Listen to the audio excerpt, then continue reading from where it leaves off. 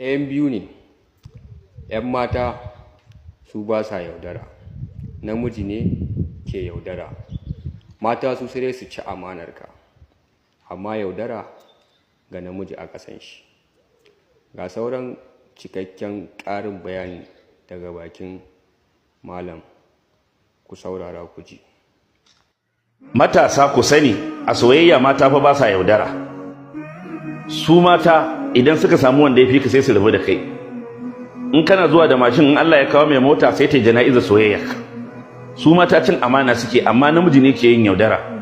Musamman in ya je tadda mace ta cika roƙo ko yawo ko ƙawaye ko ta cika maganganu marasa kyawu, to sai ya tsallake ya tafi, sai a ce wannan mayaudari ne. Aure yana da buƙatar ka duba wace ce zaka aura, kada ka faɗa wurin da zaka rinka cin ubanka safiya da daddare. To daga ƙarshe dai muna roƙon Ubangiji Allah ya haɗa mu da mata na gari, duniya da lahira. Allah yi wa rayuwarmu albarka. Wassalamu alaikum.